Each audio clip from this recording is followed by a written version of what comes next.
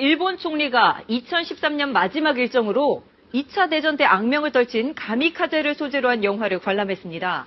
영화를 보고 감동받았다는 아베 총리, 새해에는 태평양 전쟁의 격전지였던 남태평양 제도 방문에도 나섭니다. 정윤철 기자입니다. 일본군 자살 특공대인 가미카제를 소재로 한 영화 영원의 제로. 야스쿠니 신사 참배로 국제사회의 비난을 자초했던 아베 총리가 도쿄의 영화관에서 이 영화를 관람했습니다.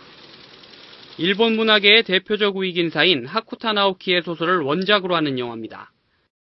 난징 대학살을 부정하고 평화헌법 개정을 주장해온 나오키는 아베 총리의 열렬한 지지자로 알려져 있습니다.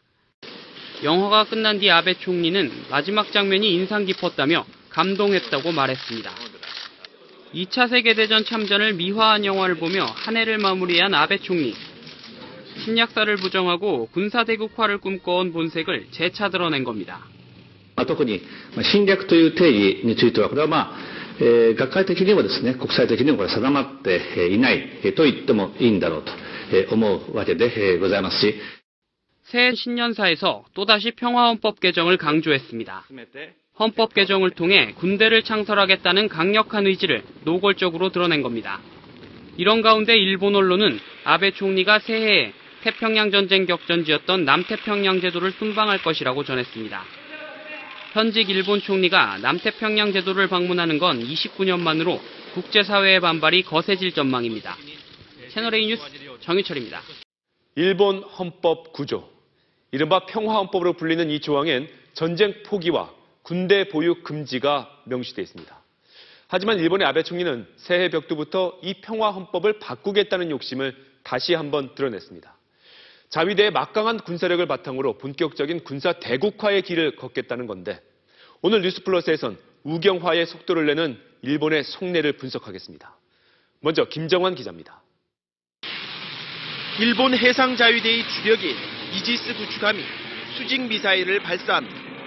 적기와 잠수함 등 200개 목표를 동시에 추적해 한 번에 24개 표적을 타격합니다. 해상자위대는 최첨단 이지스 전함 10대, 구축함 20대 등 모두 30대의 구축함을 보유하고 있어 구축함 수 20대의 중국 해군을 압도합니다. 게다가 27,000톤급 헬기 모함 3척을 보유 중이면서도 2척을 추가로 제작하고 있습니다. 수직 이착륙 전투기를 탑재할 수 있는 항공모함급 배를 5척이나 보유하게 되는 겁니다.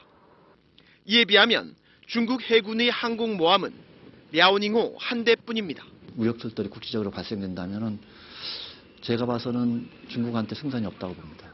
일본이 오히려 우세하다고 봅니다. 일본은 겉으로는 최첨단 잠수함 18대를 갖고 있다지만 실상은 다릅니다. 8년 된 잠수함은 차례대로 기지에 넣어두기 때문에 통계에 잡히지 않는 보관된 잠수함만 20대에 달합니다. 현재 일본 해상자위대의 전력은 중국과 한국을 압도하는 동북아 최강입니다.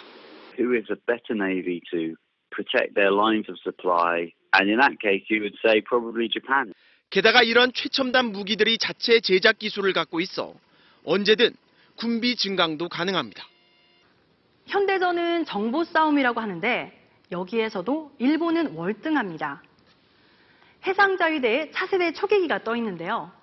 레이더로 잠수함을 찾아내 폭격하는 잠수함의 천적입니다.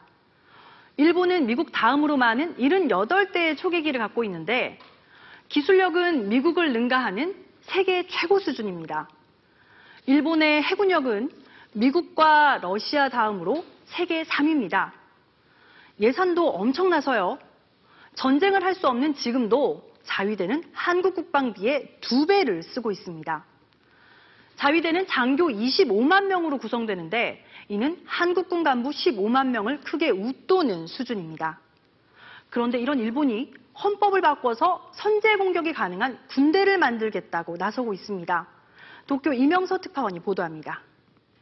지난 4월 일본 니가타현의 벚꽃놀이, 현지 자위대가 전혀 어울리지 않는 군사 행진을 벌였습니다.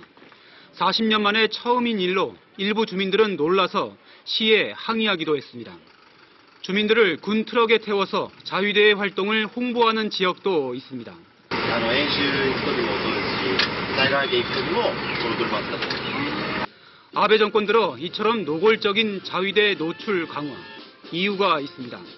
막강한 전력의 자위대지만 전쟁과 군대 보유를 금지한 평화헌법에 막혀 일본이 공격당했을 때만 대항할 수 있는 무력으로 제한돼 있습니다. 이 족쇄를 풀어 어디든 선제 공격이 가능한 군대로 만드는 게 아베 정권의 수건입니다. 自衛隊の制服にとってみれば、自分たちの出番が来たというような思いがあるんでしょうね。 평화헌법 개정은 거의 목전에 와 있습니다. 국회 내 개헌 세력의 발의 요건인 3분의 2 확보는 어렵지 않은 상황. 최종 관문인 국민투표까지 자위대의 친근감, 강력함, 때론 위기를 강조하며 선제 공격할 수 있는 국가로 전진하고 있습니다. 과거사 반성 없는 아베 정권이 막강한 군사력을 제한 없이 운영할 시점이 점차 현실이 되고 있습니다. 도쿄에서 MBC 뉴스 이명서입니다.